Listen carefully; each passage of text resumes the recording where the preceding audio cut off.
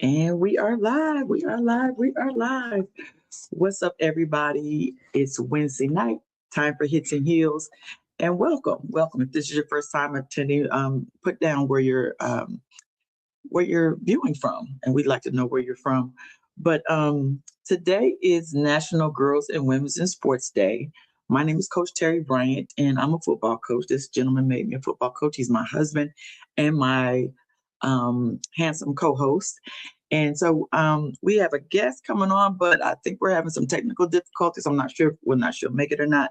But we're just going to still keep it going as we celebrate National Girls and Women's in Sports Day today and the weekend before Super Bowl Sunday. And it's also Black History Month.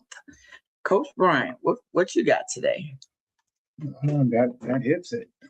I mean, I want to make sure this, have tribute to what bring to light what a lot of young ladies are doing in sports and outside of sports, and that's pretty cool. It's very cool on that matter. So I hope the young lady is able to come on. What was her name again? Jade. Yeah, I was going to say J-E, Jade. So with that said, is just get ready. I guess we'll switch over. As you started off, we'll switch over to Super Bowl. And even with the Super Bowl, it's the Hall of Fame. And who's in, who's not in. And so this coming Sunday, you are for who again? Seattle. For Seattle. And I think a lot of teams are for Seattle because everybody keeps talking about about the Patriots, and I think I don't know if I said it last week, but my biggest thing is that's not the same Patriots. Those are totally different Patriots team. Just that there's one Super Bowl. So with that said, I feel Patriots, but I feel like Seattle's going to win it. I just feel like Seattle's got a superior team and they're clicking on all cylinders. And Patriots is figuring out a way to get to the Super Bowl, and they got there. So that's my point. Do you think it helps that Vrabel played on the Super Bowl winning team before and was familiar with the team, with the history of the team? Why do you think he was able to come in and have the success with them as opposed to what he had with the Titans?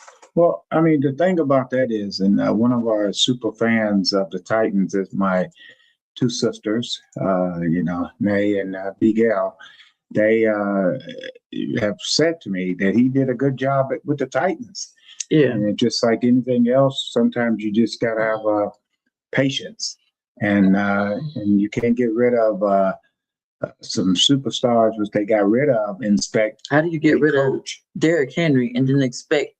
Well, not just Derrick. That's why I said superstar. They got rid of quite a bit, and especially on defense. I thought they did that. So with that said, it's going to be quite interesting to answer your question. Quite interesting that it's not the same thing. It's sort of like describing Manhattan as somebody who's never been to Manhattan Monday through Friday. Mm-hmm. It's an amazing place, and getting to the Super Bowl, that ultimate goal is amazing of itself.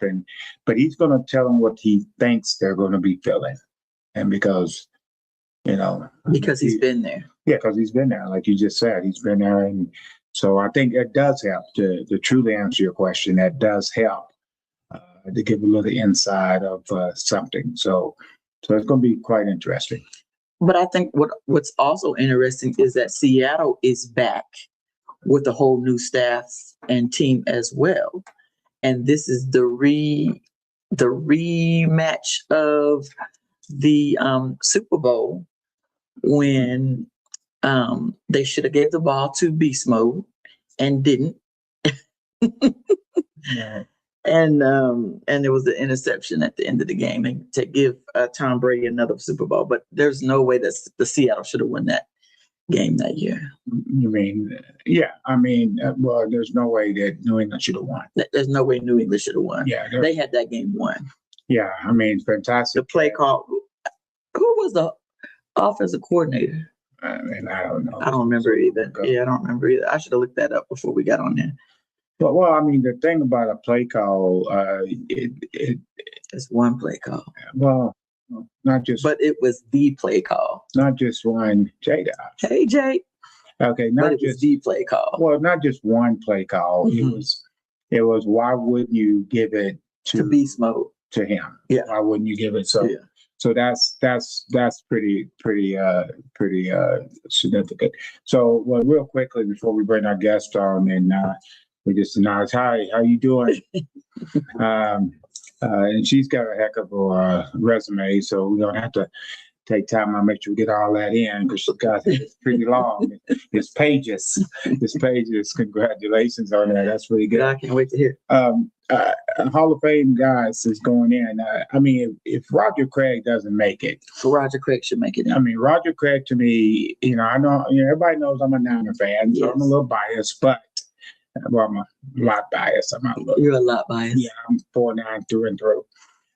But with that said, he is anybody that didn't see Roger Craig play, watch McCaffrey. Yes, very similar. Very similar. Or stronger, actually, than McCaffrey, I think. But still, he was a fullback out of Nebraska. That's Roger Craig. But McCaffrey's the man, and he had speed, power, could catch the ball in the backfield. Did a lot of that Marshall Faulk, if you will, type of a guy who's also in the Hall of Fame. So. That's my one out of them. That's my one that I says he's got to get in. And as she can pop on, what about Denver? Their coach stepped down. If that's a true statement, I didn't hear that. I don't know if that's a true statement or not. Oh, I missed that piece of news. Well, I mean, Sean Payton. Yeah, babe. It snapped up on. No, wait a second. Let me finish. It snapped up on my phone, but some things they put on ain't true. It's fake news. You don't never know what's fake news nowadays because of the. And I was just glancing at it, and so I don't know if that's true. Or not. Even Mr. Brown, he feels he's got the Seahawks 38, Patriots 20. Anyway, we have a great guest tonight, and so I want to make sure that we give. We have lots of questions. Good job. Lots of questions. So let me tell y'all about. You gonna pop her on? Yeah, I'm gonna bring her on.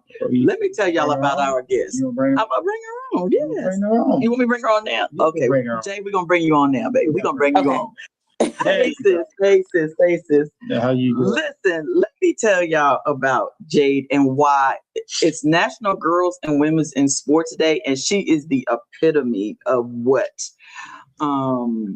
that represents. Because number one, are you a renowned sports journalist? So you do this better than this. This is your field. This isn't my field, but this is your plane. But she's worked for NASCAR. You've worked for NBC Sports. But the most intriguing thing that I love, why I wanted you on, is that not only are you a Division I football official, but you are an actual NFL replay tech. Yes. Yep. Okay. Yep. So go ahead and just listen. I'm introducing y'all to Jade. And listen, go ahead and you have the whole floor. Give us the whole breakdown, how you got into this part, and you talk about whatever you want to talk about. We want to hear about all of that. Well, and we got questions because I'm more fascinated with the NASCAR. Because we can talk about all of it. Yeah, that is very difficult to get in, and especially as a woman. So that's very impressive. And am I right about that? Yeah, you're hitting several areas that really has been very difficult for women to break into. So I mean, we're so intrigued and so thankful for you to come on so that we can hear your story. And you have the floor. We want to hear all the things. Thank you. And thank you so much for reaching out. I know we've been in touch over Instagram the last few weeks. So I'm really glad that you reached out, and so thankful for giving me this platform. And, I hope our relationship continues to grow. And a little bit about me. Yes, I started my my entire career started at NASCAR, right? I was going to school at Florida A&M University. I'm a HBCU baby, Okay. and I was a junior in college, and I was born and raised in Daytona Beach, and I think my story is every aspect of my story is so important. How you always need someone like a mentor, someone who looks like you, who's gonna like to give you a chance, right? I grew up in Daytona Beach, Florida, where NASCAR originated. Um, and as a Black woman, I was never really connected to the sport. Like the Daytona 500 would happen, and the city would be going crazy, and I just never understood or like never went to a race. Like it was just like there. And when I was in college, I knew I wanted to work in sports. Like I liked sports. I was studying business, and I was like, my dad was like, "Why don't you work for NASCAR?" And I was like, how like NASCAR like it was just such like a far-fetched thing, like even though the headquarters was 15 minutes from my house, I'll drive past it all the time, but it just never looked like even a possibility that was for me. And my dad, he was born and raised in Daytona. He had connections, and at the time NASCAR had a position called the director of diversity and inclusion. Mm. And my dad found that out just by asking around about people, and come to find out, the director of diversity and inclusion was her son was my classmate in high school, and I was really good friends with him. And somehow I just never knew that. Like he knew I want to work in sports, Right. all this, and I don't know. He just never said like my mom works for NASCAR, and I was like, what? So I asked him one day. I was like, can I just like pitch your mom like my resume, what I want to do? Like I would love to do this. I want to work in sports. And he's like, yeah, sure. So he connected us, and she told me about an internship program that NASCAR had. And I applied, and I just kept calling her. I was like really on her. I kept calling her all the time. And the first internship I applied to, I didn't get. It was like a partnerships position, and there just happened to be one position left over at the end of the internship. Like somebody canceled on their internship, and she called me and she's like, "Look, we have a member services internship. I know you've never done anything with member services, which is just like writing." Like people who want to do the grassroots level of NASCAR, like drivers who want to come to the grassroots level, they would send in paper applications to get accepted. And if they're accepted, they got to race on these like dirt roads. So I was just going through the paperwork, doing the process, and I was just so happy to be there. I was in the building. I didn't care what I was doing. All I you was in want the is foot in building. the door. Yeah. Yes, I just wanted a chance. And it was like the most unglorious internship out of all of them. There was like 10 different interns there, and I didn't care. I showed up every day. I got there early, I left late.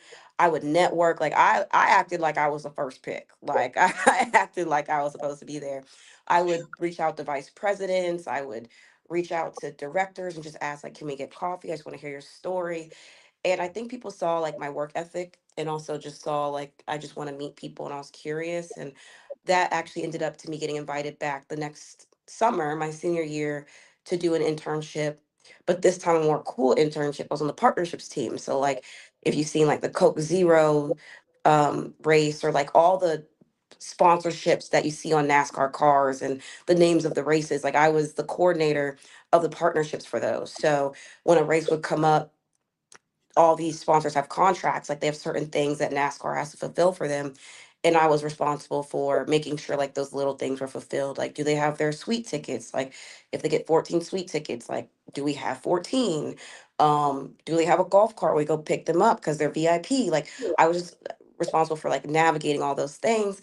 And I worked really hard on that one too, and always made sure I was doing well, and always asking for feedback, just hungry, right? I think hunger is the name of the game, and that turned into them inviting me back for another internship.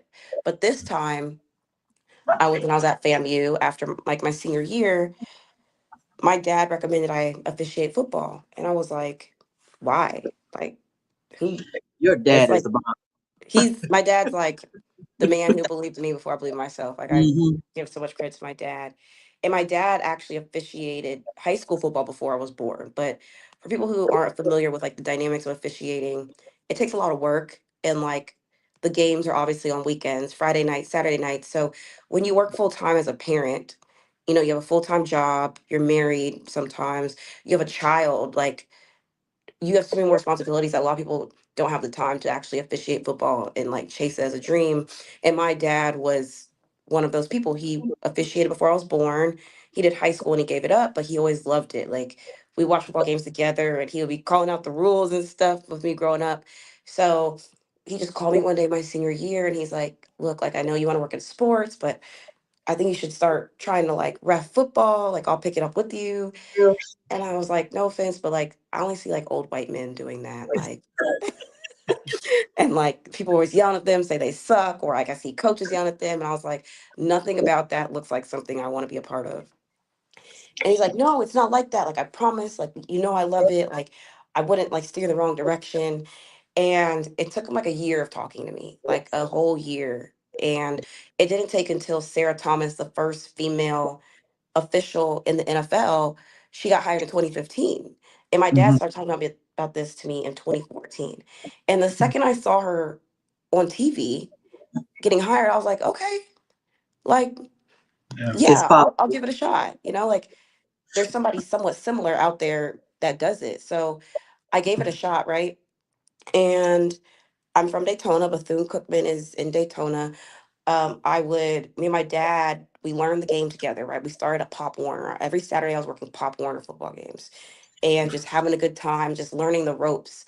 A hard thing about officiating is when you watch football as a spectator, you're watching the game, right? Like that's what you're supposed to do. The TV cameras are on the quarterback in the pocket, and then when he throws the ball, it follows the pass. Like, you're watching the action, but in officiating, you're watching the people, right? Like, I'm Mhm. watching matchups that the quarterback might not even throw to, but I got to watch for holding before the pass, or there's you have the transition from how you watch the game of football. That's just a struggle every official has. So in Pop Warner, that's what I was just getting good at watching, just transitioning, becoming an official, and I really liked it. And then I got picked up to work middle school. I worked middle school football, and I was like, I had to be like 21 at this point, like, Mhm. and I was like on the field, and most of the officials were like 40 or 50, and I just thought it felt like kind of weird, like there's nobody else out here like me, but I would like wear my stripes and walk up to the middle school game and I would see like little girls be like, "What? A girl ref? Like, whoa, I know you could do this. Like girls can do this." And I I love just it. yeah. And like I loved it. I was like, "Oh wow, like I'm making a difference." Like, people are Yeah. seeing a whole new career path that nobody considered because you just never saw like diversity in this career path. And that's what kept me going for a while. And I still use that same hugger. I worked the middle school championship in Tallahassee, Florida. I thought that was like I thought I was like the coolest person in the world. Like I was like, this is the pinnacle of my life. Like I'm out here with these 12-year-olds repping their game. And then that turned into working high school. I did the clock. I first at varsity football games, I would work the clock. And I was just happy to be there. And I would just ask people, other officials, like, how do I keep moving up? Like, I like this. Like, I think they liked that I was happy with what I was doing. I was working hard at it, but then I was also hungry for more. So I got hired into high school football when I was 22. Um, and I worked high school football for about 3, 4 years. And I went back to Bethune-Cookman where I started, did my first Pop Warner game on their field, and there was an NFL official there. And his name was Tom Hill. He worked like 3 Super Bowls.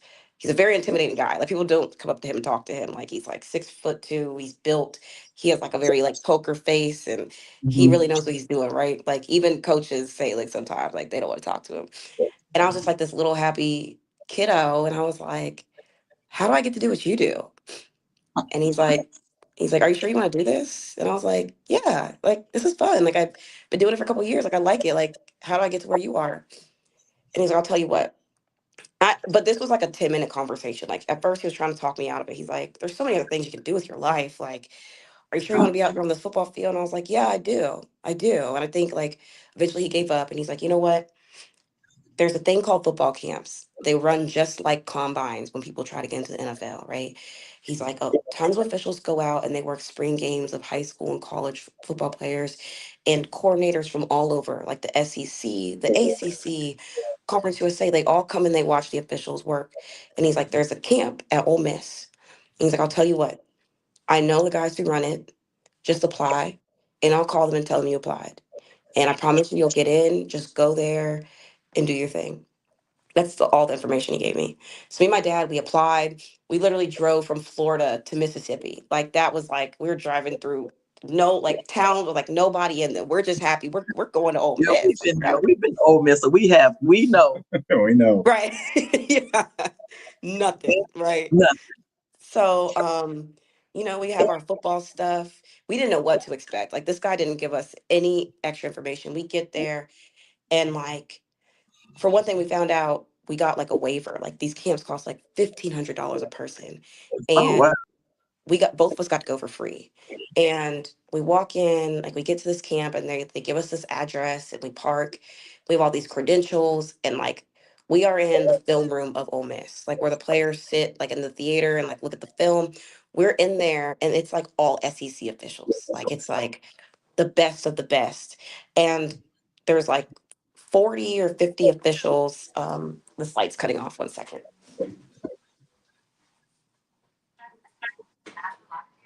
Okay. There's like 40 or 50 officials that just like, all trying to like make the SEC, right? Like this is a serious thing. And it's just like me and my dad who out of the most accolades, it's my middle school championship. And it's like hours and hours of film breakdown. Like we're watching all this SEC film from the year before. The Ole Miss coach comes and talks to us. We get like tours around the locker room. Like we're eating at the Ole Miss facility. Like we are like in it. It was the coolest thing in the world to me. And like, but we don't. It's like kind of like above our heads because like we aren't that advanced yet. And the next day like you're on the field, and you're working, and I didn't know that at first. So I brought my uniform, and they let me get on the field, and I just start working. Like I'm just like working. I don't know if like I'm nervous. And this one SEC official comes up to me, and he just starts giving me tips, and he sits with me the whole day, and every piece of advice he's giving me I'm taking, I'm learning, and I'm like trying to adjust, right? Like, and it wasn't that I was great, but he just saw that I'm coachable and I'm working hard and like I can adapt. And he's like, you got a future in this. Like, you have like the work ethic that it takes. Like, you never played or you don't have like the knowledge yet, but like all of that can come, but you got to work hard, I promise. So, um, after that, like, I stayed in touch with him. I met other SEC officials. I'm in Florida. I'm just working everything, right? Up until I'm about 24. So another like 2 years, I'm taking every opportunity I can to work. And then at this time, I'm also in grad school. I graduate grad school. I moved to LA. I moved to LA for two reasons. One was like, I had to have a candid conversation with some of the SEC officials, and they're like, they're not going to hire a woman. Like, In the this is the SEC. most, in the SEC, yeah. Yeah. This is the most traditional conference there is. Like, no one's gonna say it, but like, no one's gonna look at you. Like, you got to go somewhere more progressive. And the Pac-12 has a black coordinator for officiating. They're more diverse, and I have family in LA, so I moved to LA. I had a full-time job. I was working for Snapchat. I moved to LA, and I got connected immediately into the Pac-12 feeder development program when I was out here. And I just built relationships with the West Coast officials who work in the Pac, they work in the Mountain West. And I would just do these camps. And uh, the first year I got it, the first year I got to LA, I thought things were going good. I wanted to get into junior college. And I was doing all these camps getting junior college. I didn't get in because I'm new. Nobody knows me at this point. And they put me, instead of like, they were like, okay, like I know you want to do this, but you don't have a spot. We're gonna make you what they call a virtual member. It's kind of like you're the equipment manager for an officiating crew. Okay. So I followed one officiating crew around everywhere. Every weekend I would drive. I wasn't getting paid, but I would just drive and go to the games. These games would be like 2, 3 hours out every Saturday. Like my Saturday was dedicated to this. And I would like bring snacks. I would just sit in on the meetings. I would do the rules tests. Everything they did, I did. I just wasn't on the field. And I could tell my referee, he's the white hat you see on TV.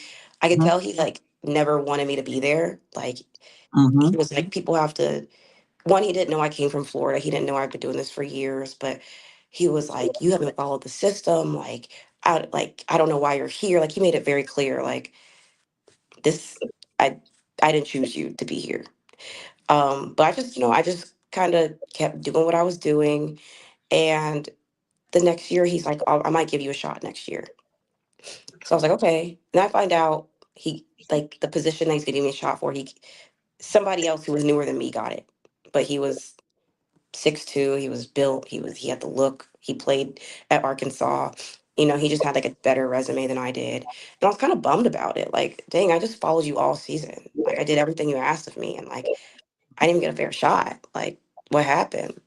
So I went to another camp in January 2020, and there was a guy named Gerald Austin there. And Gerald Austin, he also worked like 3 Super Bowls, and he runs the Conference USA. So I think y'all from Kentucky. Yeah. Yes. So like Western Kentucky is in this Okay. conference. Okay. Yeah, the mid majors. And he saw me work. I was out there working hard. You get about like 20 plays in these things. And he comes up to me and he gives me like a piece of advice. He's like, look, like, I'm just going to be honest with you. You look different. Like, you're smaller. You're a woman.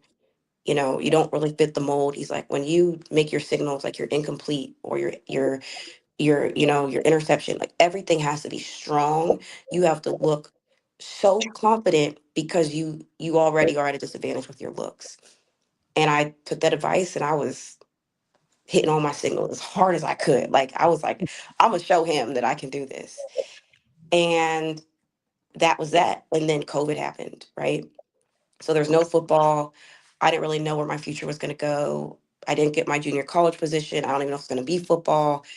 And then, so like, I'm just like living life. Like I'm furloughed. Like we're all, I was just trying to figure out what's going on in COVID world. And I get a call in June from Gerald Austin. He's like, hey. And I was like, hey.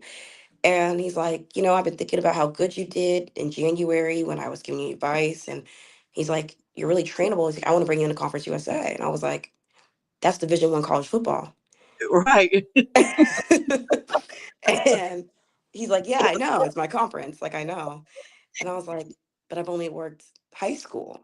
I didn't even get to junior college. He's like, I see I can train you. Like I believe in you. I see your work ethic. I can train you. He's like, do you want it or not? And I was like, yeah. Like, yeah, I'll take it. Um, and once again, I wasn't supposed to get on the field my first year. Like I was 25.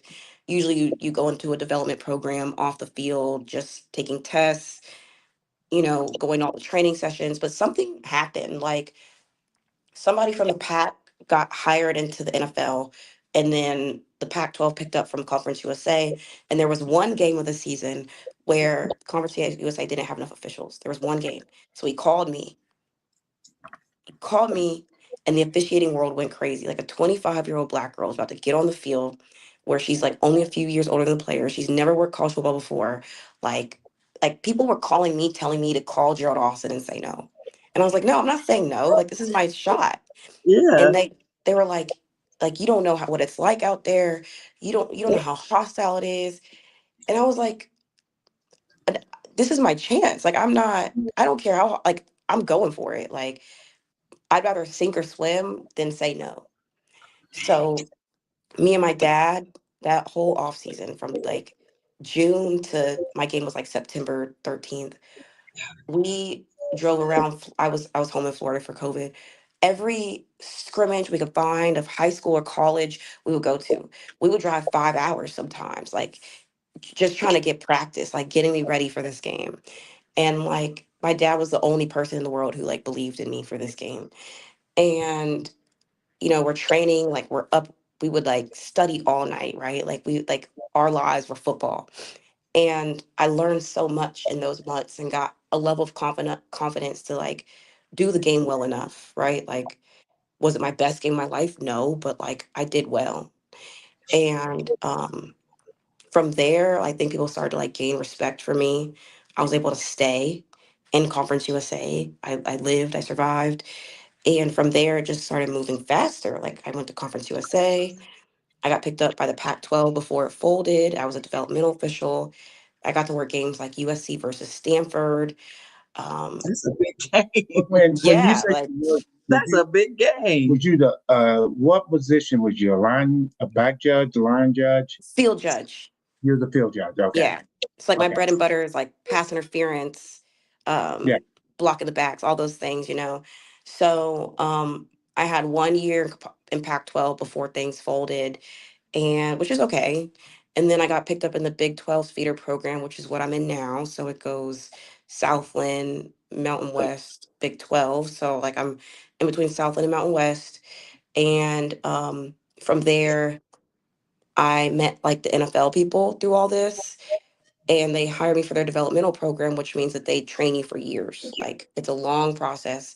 They watch your games, they give you feedback, and they want to see how you progress over like 5, 6 years. Like, can you handle the feedback? Can you grow in tough environments?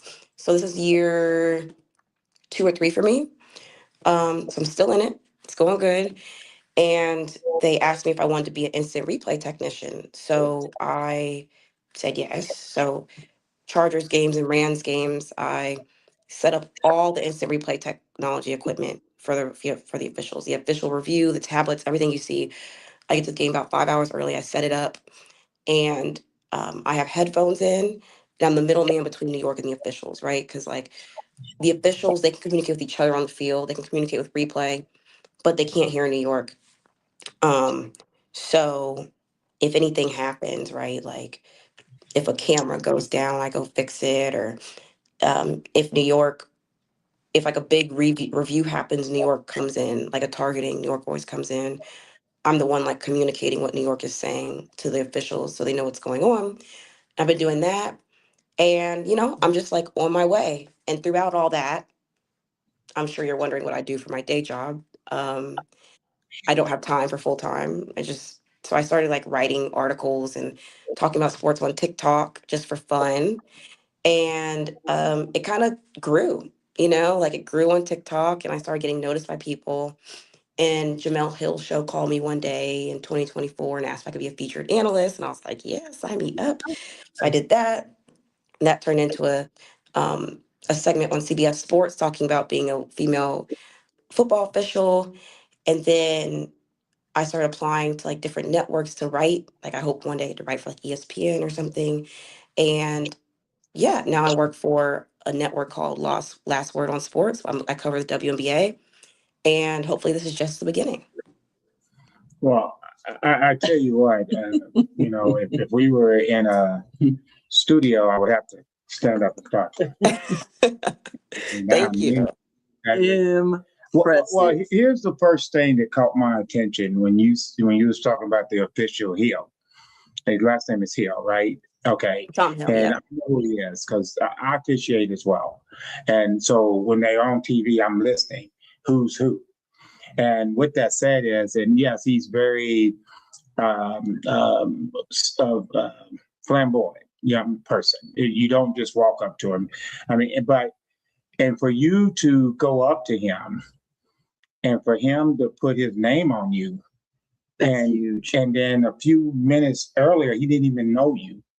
So your personality and your fortitude showed, because diamonds, which he is, like to be around diamonds. And I just think that was pretty good, because you are right. I don't know the man, never met the man. I just know that he would throw a flag on me as a coach, because he's like that. He gives me that impression that he's like that off the field too. So again, congratulations on that. I thought that was huge when you said that, because most people, you must have very good communication with him, eye contact, body language, and a lot of people don't realize that, and especially when you're trying to go somewhere that nobody has been, or only a few has been. So congratulations on that. Thank you. I appreciate that. And I'll have to like watch one of your games or something. Do you do high school? No, what level are you at? I used to do both of them. Now I coach. I just coach. Okay, and, nice.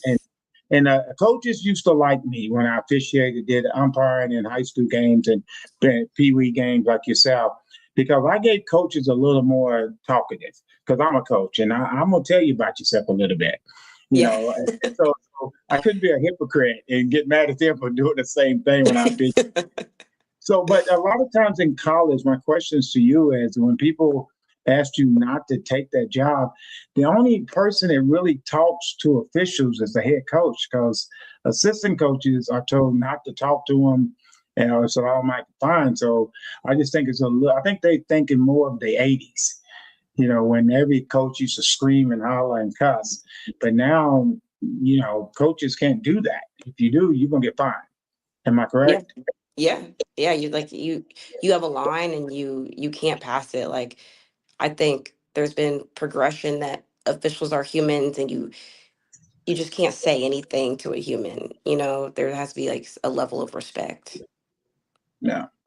I know here in Kentucky, I think we have a shortage of officials because of the abuse of the verbal abuse that officials are getting, that they're getting out of officiating because people are just so brutal. Not just coaches, but just the fans. So how do you deal with are you far enough away from the fans where you don't really have to deal with them? Yes, but you can hear them. Like, you can definitely like Mm. hear the fans, unfortunately, which like I have my own like coping mechanisms. Like, I'll tell like, oh, they're just being silly, or they're Mhm. just you got to tell yourself whatever to get through it. But I think like right now, because social media is so big, like the DMs and stuff, and like fans like having access to me through that, like that part's hard. It takes a lot of work to get through it. Like, people just say crazy things just because they think they can, and to not react sometimes can be frustrating. But like sometimes, like, I talk to other officials about it, like these are just like empty words. It's like, Mhm. they I just kind of look at it like they they don't know what it's like. I feel like if they were in somebody's shoes where they people think they can just say whatever they want, they wouldn't want to be talked to like this. And I try to like have a level of empathy that there's just like a lack of understanding. Like, Absolutely. Yeah, yeah. that makes sense. Well, I tried to get her in officiating, and yeah, I did. I wanted my wife in officiating. We got a call from one of our best friend who's the director of our parks and recreation. He was like, "Why don't you come and be an official? We want." He said it. We want more female officials. Yeah. And I just said, I just don't think I have the. Well, I just let me don't have say this. the skin. Well, I'm coming out of the stands and I'm hitting you in the mouth. that's the problem. Yeah, a house is almost paid for.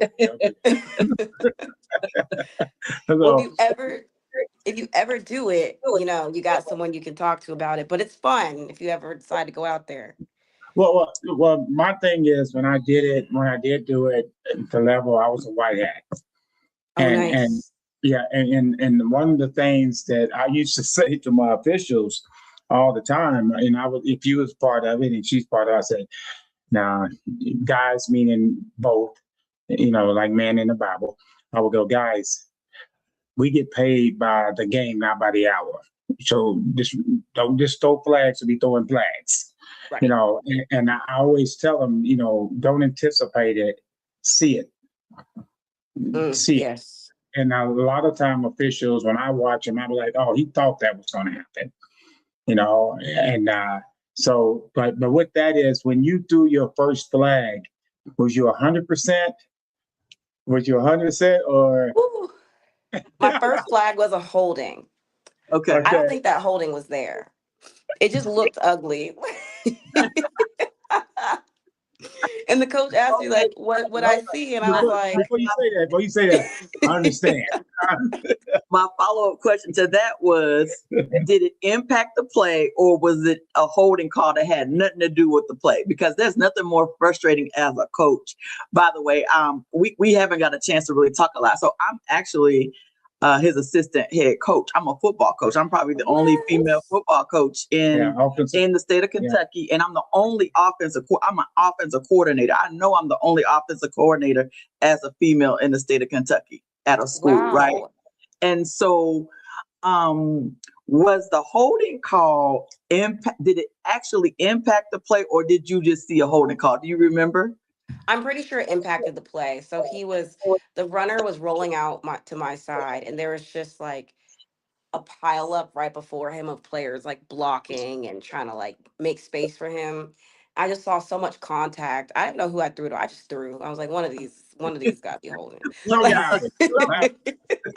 So because technically there's almost a holding call on every play, right? yeah, And yeah. so it that has to, I think that's was my reservation just from being on the sideline as a coach when of course, as an offense coordinator, I want calls to benefit me, but I also understand when my players are holding or they have their hands outside the areas where they need to, and it looks like a hole because I'm looking at it and it looks like a hole. And I don't know how many times I'm thankful that a call didn't get made, right? And so I think that was part of also my hesitation of wanting to be an official. Besides the fans are just brutal.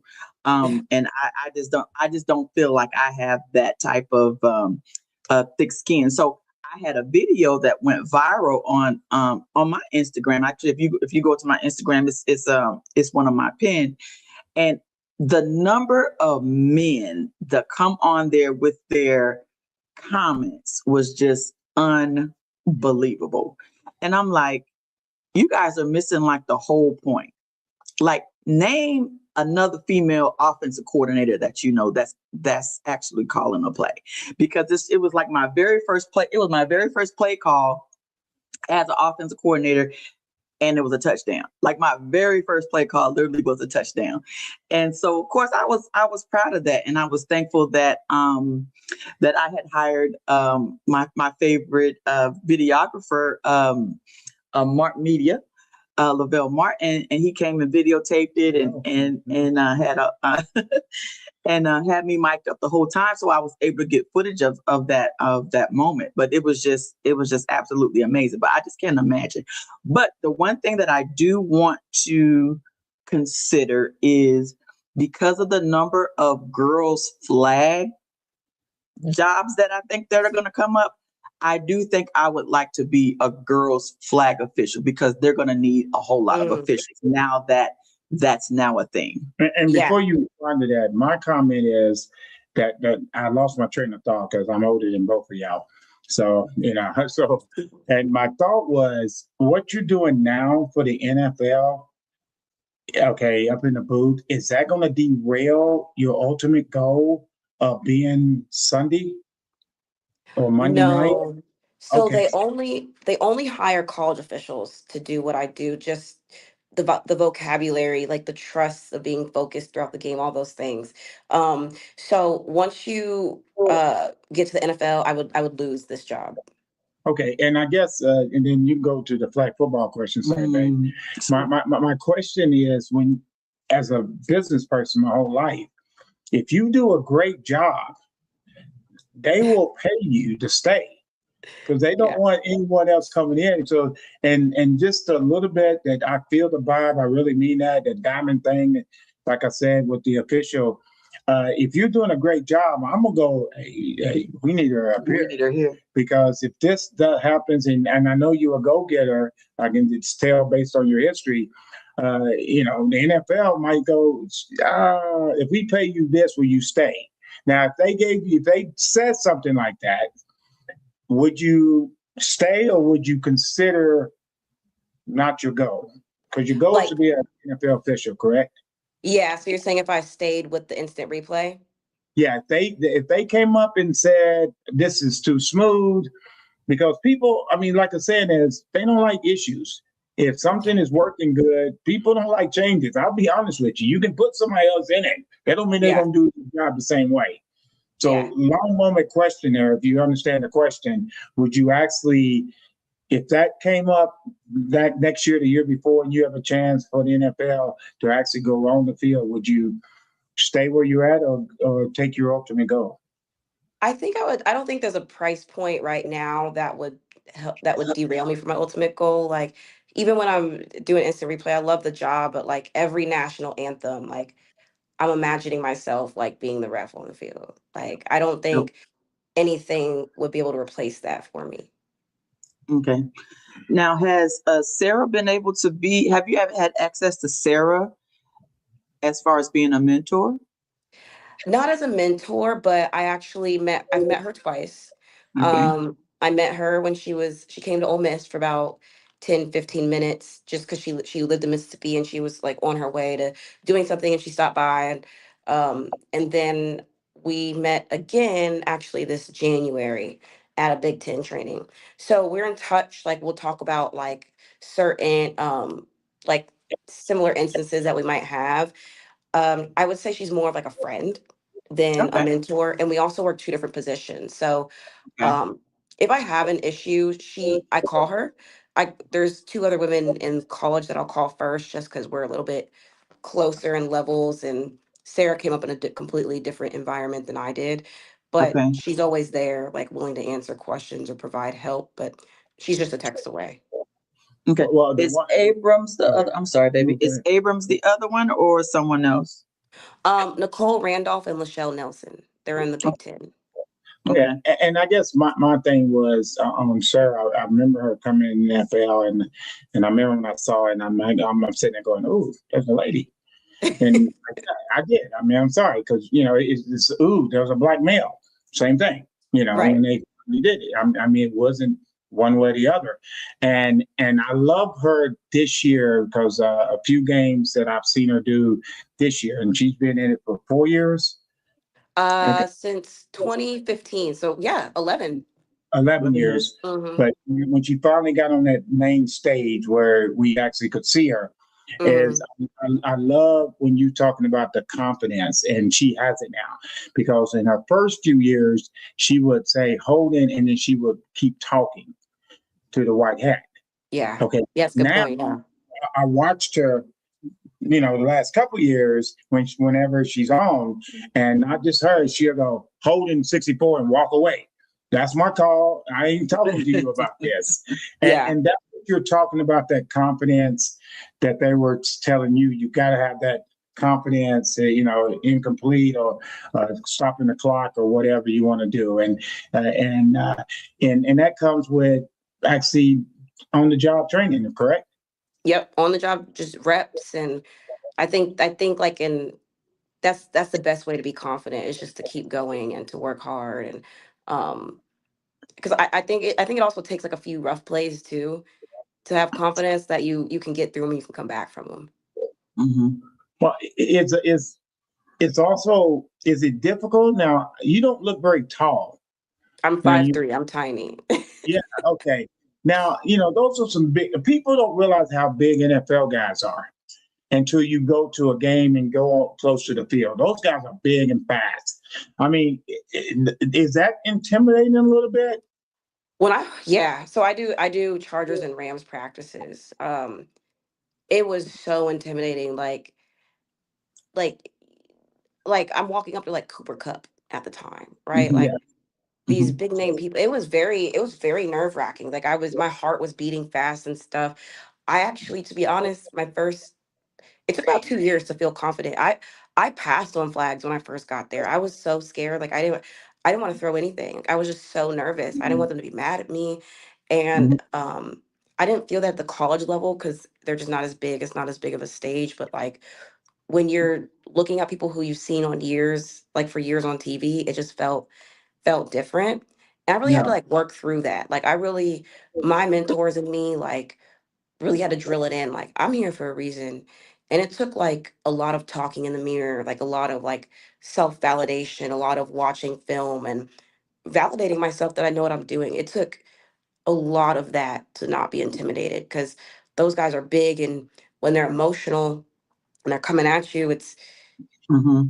you you feel it. Like it's intimidating, especially like when you're working like training camps and the 52-man roster cuts are coming and people are fighting for their job. It's very intense.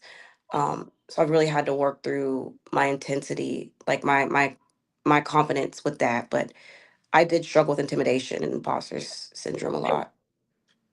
Mm. So how did your dad help you through that with his experience?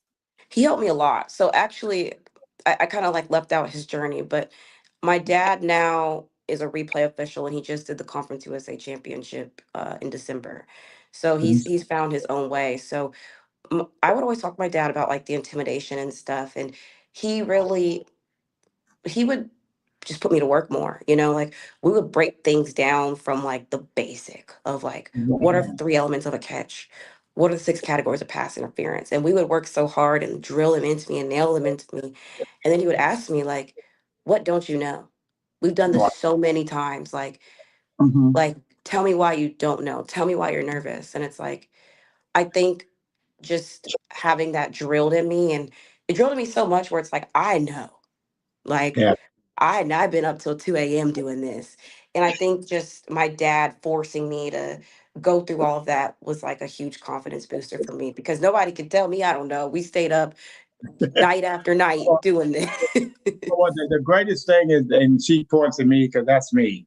And my thing that I say as a coach, my job when we first start in June is to make you uncomfortable so you can get comfortable. And it sounds like that's what your dad did. He was throwing stuff at you to make you uncomfortable, so Hmm. you can get comfortable. People don't realize that somewhere if you play a sport, officiate a sport, or whatever you do, you've got to be uncomfortable somewhere to get comfortable when the pressure comes. And a lot of times when I say that, my kids, our kids, they just look at me and they don't understand it. It's not being mean to you. It's by no means. It's because I want your success a little bit more than you. And I'm pretty sure your dad is walking around when you get down that field. I mean, he don't have to go do no bench press. He's gonna be like this. That's Good about that. And I wish he would have been able to make it today. So if we ever do this again, he just couldn't change his schedule quick enough. But he No would have worries. loved to be We'll on. And we'll we'll bring you all back on because I definitely would love to have you both on again because you're too important the future. for the future of. I mean, it's thank National you. Girls and Women's in Sports Day, and again, I don't of all the people that I know and all the people that I'm connected to, you were the one like I was like, oh my God, what she's doing, and I think Well, because I'm a football coach too, of course, I was feeling that, and I know what it's like being an offensive coordinator because even for him, what he did for me was he literally threw me in the fire. He's like, you can maybe be the offensive coordinator. He would not help me during the game. no. Like I'm talking about. So we had a couple of our games being televised. So I would go back and listen to them. Of course, the guys that were announcing the game was just questioning everything that I was doing, and then I felt like I had to text Tell them about and tell not necessarily tell him about the cell, but yourself. actually talk about I guess defend myself on why I was making the decisions that I was making. And so that but he really did throw me and I was mad at him for a minute too, because I was like, why don't you help me during the game? And when somebody say you throw them to the fire, it wasn't for her not to be successful. I was standing there, and here's the thing: is that she never knew. Like if your dad was my offensive coordinator, and your uncle showed up to the game, and I knew him.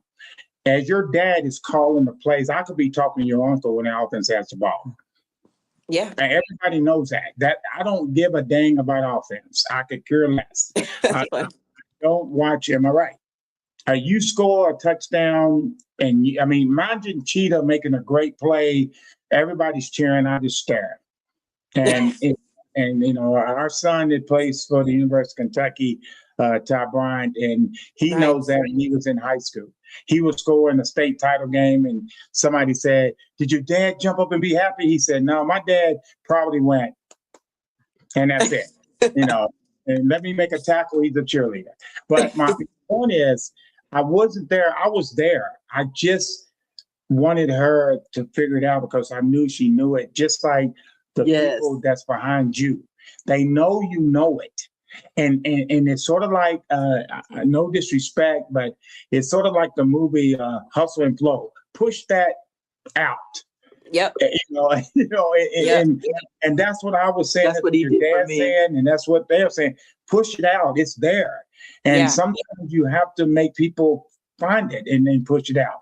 So with that said so you'll go back. My question on the floor is you'll go back and you'll do it again. And then do you still have to go to these camps like the one you went to Ole Miss every year to continue to try to get your license as an NFL official? Not as much. If I go, it's just to, like, fine tune some skills, and I want certain people to like look at what I'm doing, but it's not needed anymore at this level. There's so much like film and the higher up conferences, they kind of have an idea who they want to look at for the next few years. But I do now. There's like internal camps, which are mostly like they're not on the field. It's more like film. So there's Mhm. actually one in Vegas for Conference USA and Mountain West that I'll be at next month. But that's kind of what it is now. The camps don't stop. It's just different styles and different people there. And once if you're there, it's like you're in, and we're just setting a level of expectation of how you're supposed to perform this year. Okay, I just got a text. He didn't come on here. I don't know why. He just texted me. Okay, he doesn't know what that position that you do. I Oh, know field what. judge. Yeah, he doesn't know what. He was like, "What's a field judge?" So a I can lot of explain. people know what it is. Well, okay, where are you actually? So to answer the question, where are you at on the field as a field judge? Yeah, so there's 8 different positions on the field in college, 7 in the NFL. But I'm on the sideline, and I'm 22 to 25 yards in the defensive backfield, right? So when the wide receivers, mostly wide receivers are like who I'm watching, but um, I'm always watching the most outside people on the formation, which are the ones who are typically going to catch a long pass. So I'm always running backwards to make sure like they're coming at me, but in case, like, if making sense, like I'm running down the field, but I have a 20-yard head start on everybody coming down the field. Okay. So my responsibility is watching those two outside guys and making sure there's no holding, making sure there's no pass interference, making sure there's no unsportsmanlike conduct. Um, all those like calls like that, that's what I'm doing. I'll never throw like a false start, right? Like I'm 20 yards in the defensive backfield. So the times that you'll see me on TV is like a long pass. And Or then or spotting the ball because y'all the two that runs in if it's a run play to spot the ball. I know that as an official. And yeah, people think it's the line judge. It ain't the line judge. They stay in their spots. yeah, Y'all gotta be in shape. yeah, we had a lot of running to do. A lot of Y'all do a running. lot of running. Yeah. Yeah. So that's what a field judge is. And if you like to run and you want to be an official, this is the position for you. Yeah. Oh, so now everybody understands who's listening to this what that position is because they see them running in, and I was like, man, those are the ones that's in shape. Now, at my age, I ain't doing that. So that takes a lot because you're the one that gets a lot of boos, Oh yeah. pass interference. And Yeah, my lots of yeah, views. you because usually your position calls more pass interference than anybody, of course, because besides the back judge. So Yeah. so what do you look for pass interference as a defensive coach? I'm just I'm getting ready to asking. ask that I'm just because that's probably asking, one of those Miss official. official. I'm just asking. I think that's one of those misunderstood rules. So, what is the actual Yes. rule on pass interference? So I always say the first thing I think people should know about pass interference is there actually is a formula to it. There's 6 categories of it, right?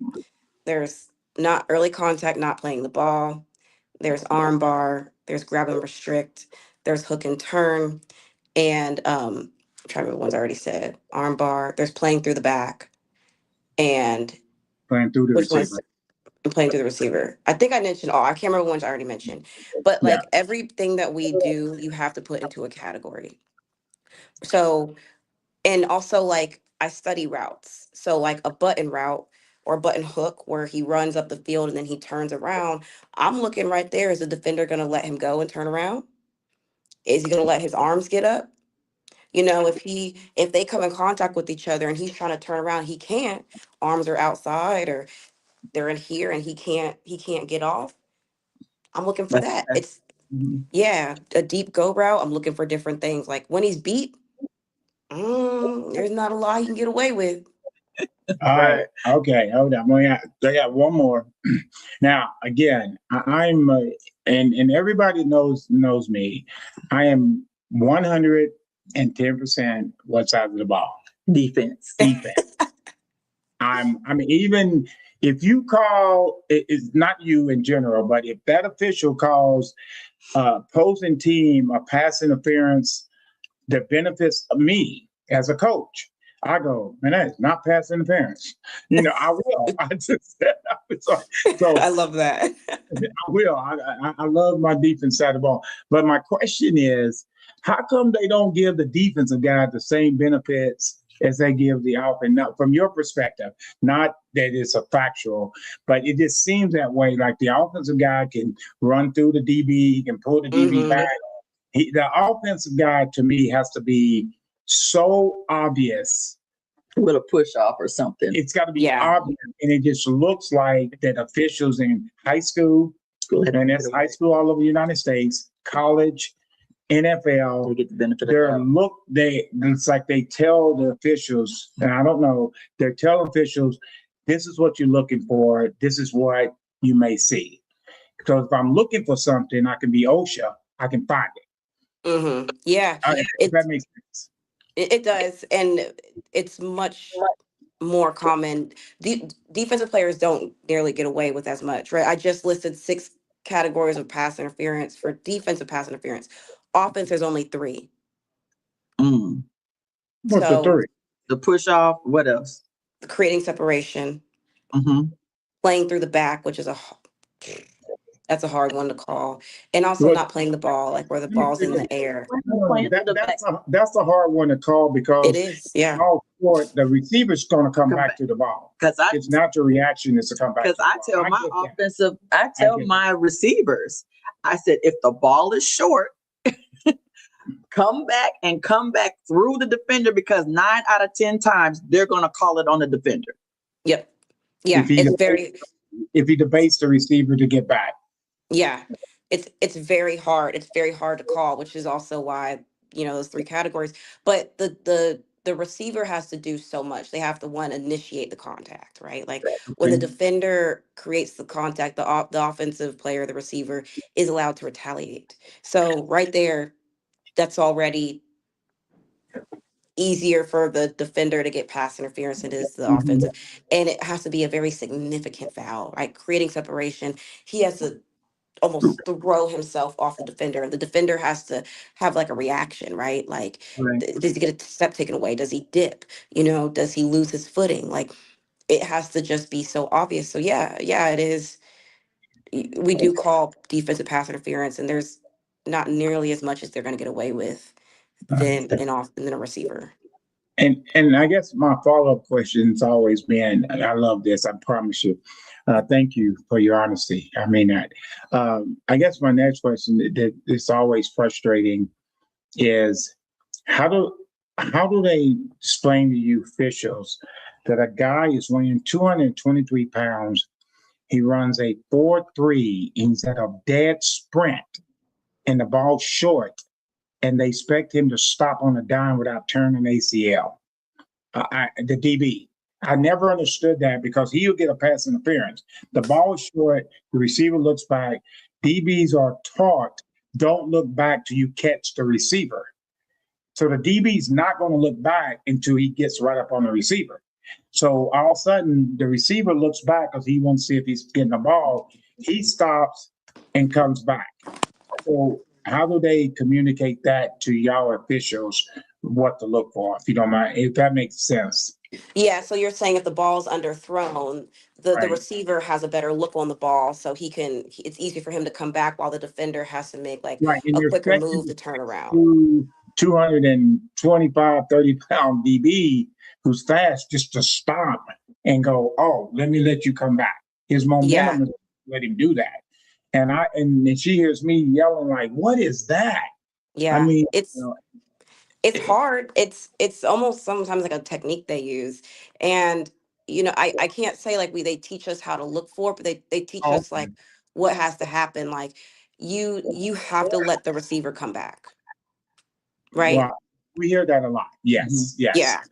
Yeah. And I guess 'Cause that's why I teach my receivers to come back. okay, and I say this all the time in life. Let me ask you this direct question. What was I doing yesterday at 7 p.m.? Yesterday, what was yesterday? Yeah, what Tuesday? was I doing yesterday at 7 p.m.? I've been working on this thing of actually like relaxing in the evenings. I No, no, no, found no, the best. What no. was he doing? What was I doing? Oh, what were you doing? You were probably watching like an No, old game. no. Here's my point. How how are you going to know what I'm doing? If that receiver stops and comes back, there is no way that DB going to let him come back because he doesn't understand why he's stopping. That's my biggest thing as a coach. Not towards you, but just in general. And I've had this with high school officials here in Lexington. I go, I don't understand how do you teach that? How do I teach a guy to go full speed and stop? And it's Yeah. sort of like it is very difficult because I always say all the time, playing in the secondary is the hardest job now. And Yeah. and every three Especially levels. at corner. No, every three levels. I just so it's not a direct question towards you, if you know what I'm saying. It's just in general. No, and I agree. I think it's one of the harder ones. And I might have to ask someone and tell like how would we coach that even as official? Like how would we tell like a defensive coordinator that? But it's also like a weak spot. I think that's why if you watch did you watch the national championship with Mhm. Miami and Indiana? When two plays when Indiana need to get out of trouble, it was like fourth and they're going for it. And They back was they chose a specific defender. I think it was 14, but I can't remember. And they threw an underthrown ball both times. full time. He made a Mhm. great catch. The first one was a super catch. That Yeah. was that was a Yeah. super catch. Woo. They Hey, threw it under. Yeah. hey, I'm drafting him for that catch. Yeah. Yeah. That But was his time to shine right there. Yeah. but that again, that's kind of even what I was talking about. What I thought as an offensive coordinator, we need to get the first down. So I'm gonna underthrow the ball on purpose and tell you to come back to the ball because 9 times out of 10, that defender is going to get that pass interference call, and that's Exactly. exactly what happened in that Indiana game. Yeah. And it's a tough part. But that's actually a good challenge. Like how would I coach Like a as a coach, coach? how do you coach that Yeah. Yeah. as Yeah. a defensive coordinator? I'll connect with you offline. Let me get back to you because I think that's even helpful for me if a coach ever asks me that, like I'll actually be ready. So I'll get back to you. Yeah. Well, what we do is, if you're not familiar, is this is Hips and Heels. This is her show. I come on as a guest. She always grabs me. You can't see her hands, and okay, but I usually leave and let her close her show. It's very nice talking to you. Tell your dad, amazing. We can't wait to meet him. I can't wait. Yes. With that said, is very nice talking to you. Appreciate your story is unbelievable. I don't know. You actually don't need a pen. You can write your own book. I think you ready for a book. I think you're ready for a book. One day, I actually do have a documentary coming out. We've been filming for 6 years, so I'll send you more information on that too. It's called I Behind Her can't wait. Stripes. Well, I let my wife end this. It's again very nice. Be blessed. Be safe. And good luck. And when that MOPA day come, we're gonna be sitting here going, "We know what." That's our girl. All right. Remember, it's all about the 49ers. So we need all the help. I love Thank it. you. It was so nice All right. meeting you too. Go Niners. I have not been in the chat, but there was a couple of questions in the chat. Mr. Brown asked, he said, should refs be questioned at a press conference regarding questionable calls that affect the outcome of an important game? Refs are viewed as terrible in North America. I would actually like that. It's like literally like a rule that we don't get to speak up, but Mhm. um it's just I think part of like why we're viewed as terrible is when we don't get to like explain why we do things. We only get Right. to hear like the coach's side or the player's side, and they only speak of like what they're not happy about. Mhm. Um, but like I think if we were able to had a platform to explain things and why we threw it, I think it would give the fans, the viewers, everybody really like a better understanding, because NFL officials like statistically are right 96% of the time, which is incredible when you're doing something like in live time. Mm-hmm. So yeah. Is that Mr. Brown, is that my end? Because I know we still have ice here, so I don't know if my internet is cutting out or not. Jade, I don't hear you anymore. Is that it might be on my end because we have ice and snow here. And I know sometimes there's a glitch. You go off? I don't hear her anymore. Mr. Brown, can you hear me? Jay, can you hear me?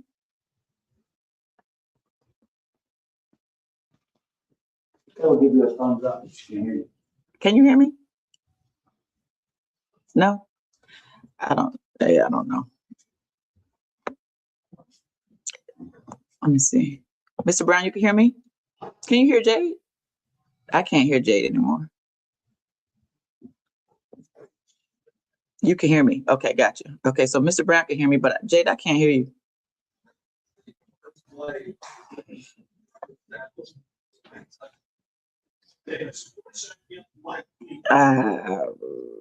Girl, this is technology.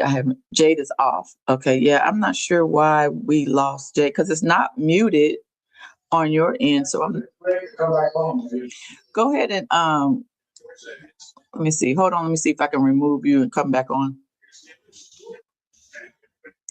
Go log off and just come right back on. I can hold you off. We're almost done. Mr. Brown, I liked your that one question of the controversy around in the Bills and the Denver was when the receiver was down and it was an interception. That I thought that was crazy because in the next game it was a similar situation and he was down. I felt like in the Denver, was it the Denver game? No, the Bills game. I felt like he should have been down, but they gave him the interception. And then in the next game, I think it was an interception. I thought that was crazy. Let me see if I can get Jay back. There you go. I got you, Jade. I can hear you. Okay, can you hear me now? Yes. You can hear me? Okay, I still can't hear you. You can't hear me? Huh. It was a Rams game, Mr. Brown. Yeah, I mean, I thought it was crazy. Yeah. I don't know. It's sometimes a questionable calls, but with the NFL, they're always trying to make it seem like that it's scripted. So I don't know. Sometimes things happen in order to fulfill the script, but I don't know. But that's something I'm not going to address with Jade because that's her job. Let me see if I can get her back on here. Can you hear me now? Yeah, I can hear you now. Okay, good. Something, I don't know. I guess it disconnected or something. I'm not sure. Your dog. See your beautiful face.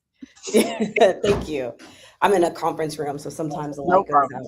The light goes out. I think it thinks I'm not. You're not moving. Yeah, and it automatically goes out. Yeah. Yeah.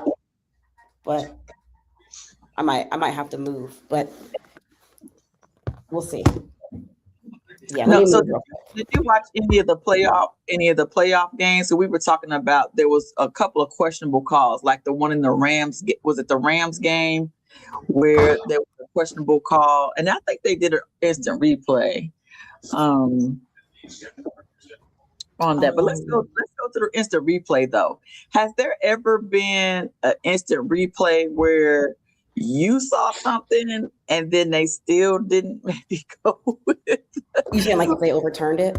Yeah, like should have been overturned, it didn't get overturned, or you was like, okay, that doesn't get overturned, and it did get overturned. Have you ever had that situation yet? Yeah, I've definitely had I guess I've had like both sides of the scenario where I felt like what I called on the field, like I've had calls where I'm like, okay, I could see this being like overturned. Like it's certain things like targeting, like we don't play around with targeting. Like if it's close to them and we throw it on the field, we'll let replay take us off. Mm-hmm. So one time I threw a targeting that I could have sworn was targeting, like the hit was like right here. It looked ugly. Right. And it got overturned. I was like, oh, okay, wow. Okay. You know, and we talked about it later. Mm-hmm.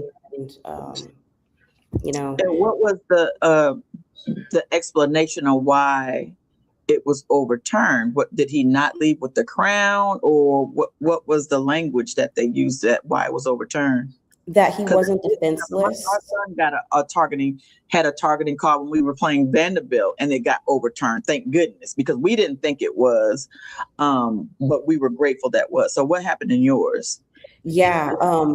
So they deemed him not defenseless, right? So then at that point, it's got to be crown of the helmet, and it wasn't crown of the helmet. He leveled like the front of his helmet and hit like head or neck area, but I had him as defenseless because he was in the act of a catch, and he had to have the time element where you have to have control the ball in at least 2 steps, a football move.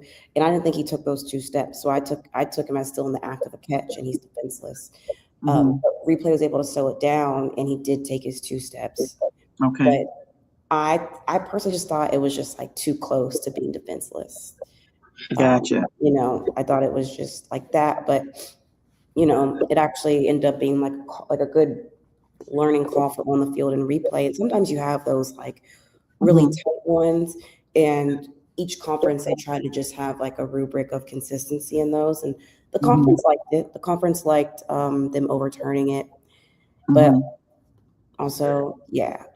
My dad, we had a game together one time. He overturned my targeting call. So, oh, I was shocked with that. But it happens. Like sometimes, you know, replay is really good at what replay does. That's really difficult. They're really difficult, yeah. And like on some very few aspects, like replay and on field don't see eye to eye on things. Like most things we see eye to eye on, but there's still a few things that we don't. So there are some times like, you know, what we do on the field and what they overturn, but the things they're able to review, they're experts on that. So we always defer to them. Good. Well, what's your most memorable moment so far?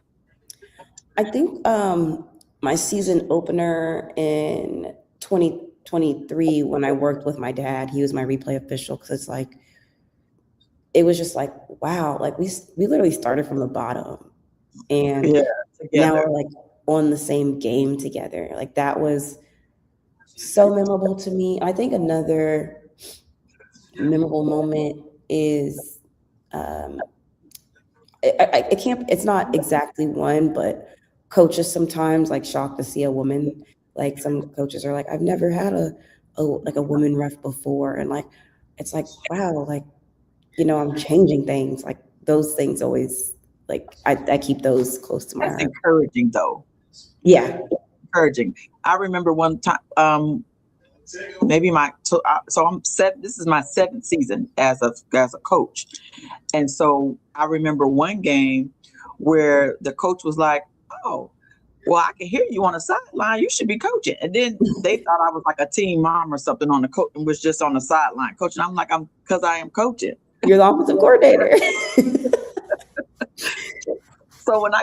And then they said that when we were in the handshake line at the end, it was like, oh, I didn't realize you were actually a coach. I thought you were a team mom, because I can hear you understanding the game and yelling out, instructions, and they were like, you sound like you actually know what you're talking about. You should be coaching. They didn't realize that I actually was coaching. And I thought that was really funny. It is funny, and it's like, yeah, like they're shocked to see a beautiful Black woman. Oh, thank you, Alvin Brown. Thank you. And he says, what impresses you about I guess the definition of technology used to see crystal clear play, like feet barely off the line, stuff like that. What impresses you about the technology?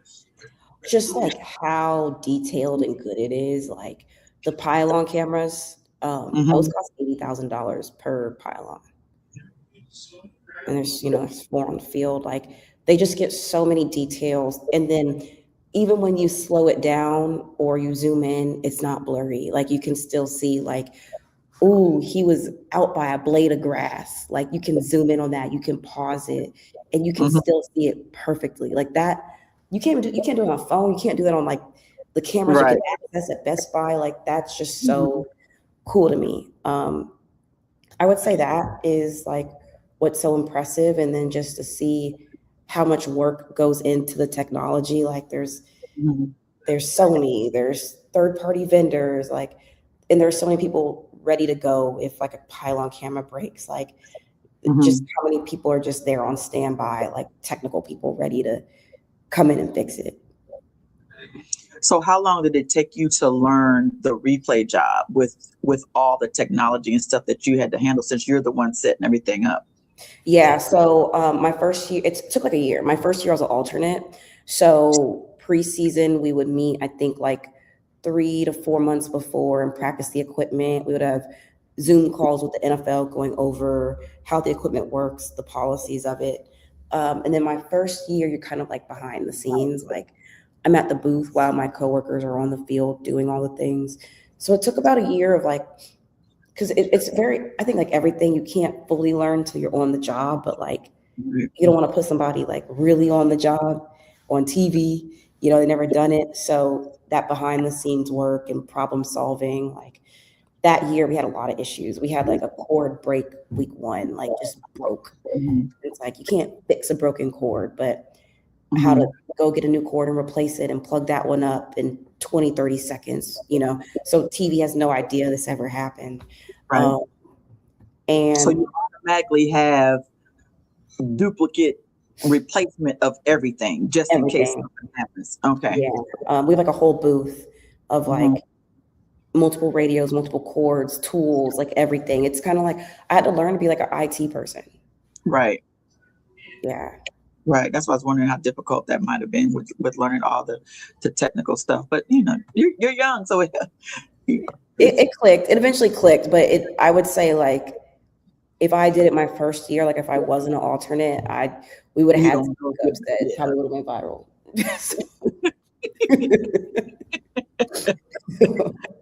But that's good that someone has the vision to know exactly like what the process is.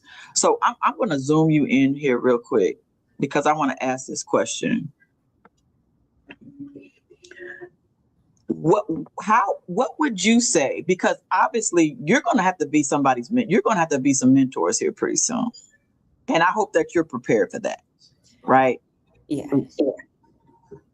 What would you say to girls or women that want to get into the sports space as far as officiating or just anywhere on the NFL level? Because I have no desire to want to coach in the NFL because I just know what it's like on the middle school level.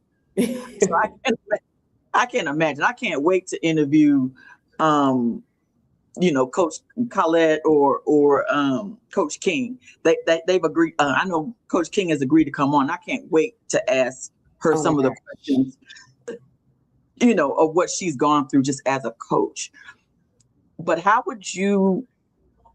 what would you do for girls now? Let's say they're in college, they want to go into the sports field, and they might want to go into officiating. What is the process that they should go through that maybe you wish you knew, or do you like the journey that you went through? I wish I had someone to talk to earlier in my career. When I first met Sarah, I say that she wasn't a mentor coming out because she was still figuring out the NFL on her own and had a lot to go through. And I never wanted to add more to that. But I knew if I asked her to be my mentor, she would say yes. But like knowing she already had so much on her plate and so much criticism, it was like, I'm not gonna do that to her. Yeah. What I want to do as being a mentor, and I'm starting to mentor some people coming in, is like literally just be a resource in a safe space, right? Like I think anybody can help you learn the rules. Anybody, any good official can like help you do those things. But what a lot of people can't help you do is navigating the space as a woman, like navigating the natural pressure put on you when everybody's watching you, or like you feel like you have to be perfect to speak to all women. Like, no, sorry, men, but like no man can tell you how to go through that. You know, I've had to figure that out on my own until I got higher up where I met other women.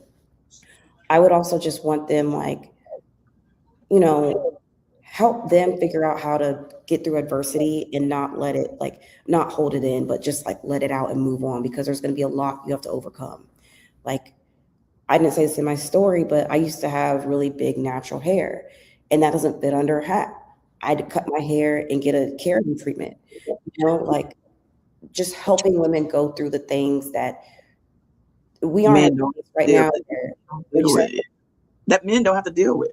you don't have to deal with. And like, we also aren't in a place yet where there's a mold built for us. There's a path built for us. Like, we still have to push and do things that we probably just don't want to do. I didn't want to cut my hair. I didn't want to straighten my hair. I had to. So it's like, I just want to help them go through these things and eventually make change where, like, I don't think in my lifetime I can say, like, it's going to be an equal opportunity. I think we're very far, but like more equal, or a community where we can at least help each other get through it all. Mm-hmm. That's the reason why I was able to start Hits and Heels. I started Hits and Heels when, again, I was a female football coach, didn't know anybody, had nobody. And then I got introduced to a friend that was in Ohio, and she was coaching middle school as well. And so we got introduced by a mutual friend. So our conversations ended up being, just, again, helping each other out, because we had nobody else that we were able to talk to. And so then I was able to get on a women's tackle football team, thinking that would be different. Yeah. And it wasn't. It wasn't much different as far as the level of respect of being a female football coach and being knowledgeable of the game. I thought that would change things, but it didn't. It was still the same. But I think that was some of the questions, some of the feedback on my post. A couple of guys was like that this isn't a place for women, or because you didn't play the game, you don't know. But the thing about that part of it is, now you really, really have to learn the game, because you didn't play the game. Agreed. And so our perspective is just going to be different, just because we just see things and we just look at things differently. So I just don't know what else. I'm just so proud of you. I don't know, you sitting here talking to you and hearing more about your story just made me even more in awe and more proud of you. And so it just made me think. So we have to tell you this. So I did my first women's clinic in Cleveland this past July. And I have a friend named Natola Hawthorne who does baseball, and she's also a football official. Y'all need to meet. Yeah, okay. I would love to. So what we did was we tag teamed this women's clinic, where I came from the perspective as a coach, and then she came from the perspective as the official. And we were able to teach these women more of the game of football, because there was just so much that they just didn't understand. So, again, as an offensive coordinator, I was able to do that. So one of the things that a lot of people, something else I want you to do too is next weekend I'm going to DC. I don't know what your calendar is, but there is the National Coalition of Minority Football Coaches Association conference is in DC Valentine's Day weekend. And I'm going to be there. So I don't know if your weekend is open, but that might be something good to go to. There's going to be a couple of other female football coaches that are going to be there, and there's going to be, and I know on the agenda is like a women's panel. Like they set aside for a portion specifically just for the women, and I think that you as an official would be really good, because I think that, again, I wouldn't be where I was if it wasn't for my husband giving me the opportunity. Just like you said, Coach Hill and Coach Austin giving you, Do you call him coach? I don't know. I just call him like Gerald Austin, Tom Hill. Yeah. So Yeah. Mr. Hill and Mr. Austin giving you, just the opportunities, because again, we can't be in these spaces if someone don't give us these opportunities. Correct. Yeah. So that might just be a good networking event for you for, I don't know, you just never know. Because I know a couple of, I'm looking forward to, I'm hoping Eddie George will be there. And I know there's going to be some former NFL coaches that are going to be there. And I'm looking forward to meeting them. But I just want to put that out there, that in case you want to, you could open up your time to go to that. That might be a good networking event. Yeah, I'll check it out. I'll DM you about that too. Yeah. And then I'm going to give you the information, because I'm doing another clinic in July the 14th, 11th, 12th, whatever that July 11th, 12th, whatever that weekend is, that Saturday, I have another women's clinic, and it's going to be in Charlotte. Okay. I would love for you to be there for that too, if you're available.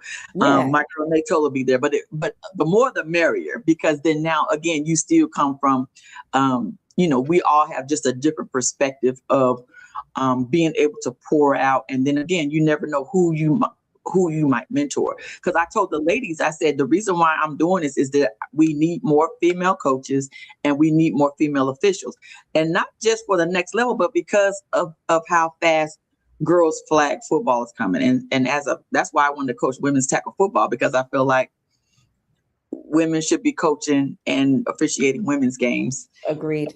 And I've done some women's tackle games, and it's usually like only me as a female official. And I guarantee that that's the case. Yeah. So yeah. Right. And so with girls flag coming and coming on as strong, I just want more women to come on board, and, again, because you might not have that opportunity in any other sport besides the girls flag, because we might not have any other opportunity. So I hope that you are open to being that mentor, and us pulling and riding your coattails with what you're doing, because you're definitely trailblazing. Thank you. And I would love to be mentor. I would just love to create a space, just create a space for people to have someone to talk to. So that's definitely something I want to do. And if anybody wants to talk, I'm here. I got advice. If you just want to just chat, I'm here. Good stuff. Now, my last question is my signature question is there anything that you're in the media, but is there anything that you've ever wanted to say publicly that you've never had a platform or an opportunity to say? I think a lot of it is like, I've never had the platform to just kind of talk about training or what life looks like as an official. I never had the platform, but I'm trying to make that on my social media. So I want to say that, and just kind of talk about the ups and the downs, the stresses of it, how does game day feel, just talk about all those things. Because I think a lot of people, and not to insult anyone, but a lot of people like to ask questions like, oh, have you ever made the wrong call or something? But I kind of just want to also just talk about the lifestyle too. So that's something I've always wanted to say.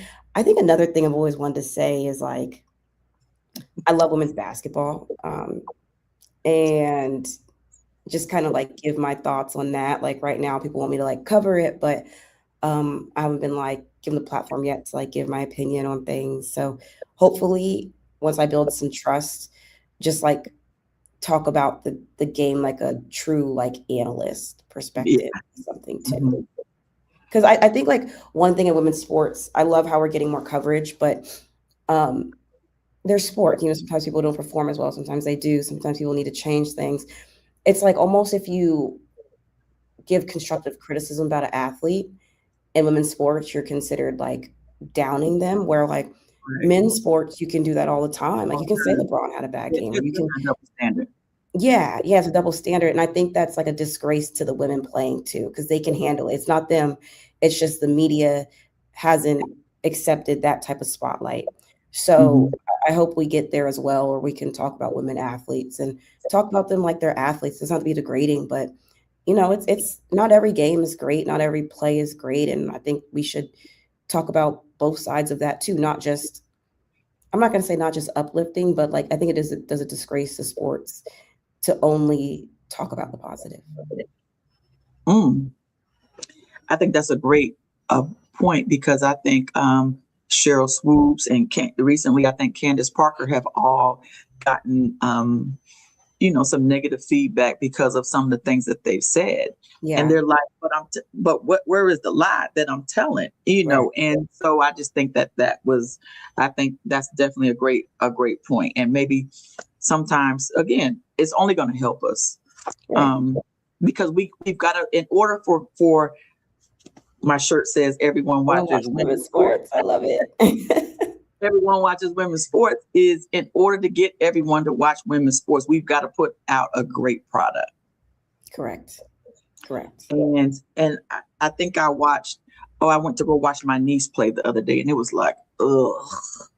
I was like, we got to get better.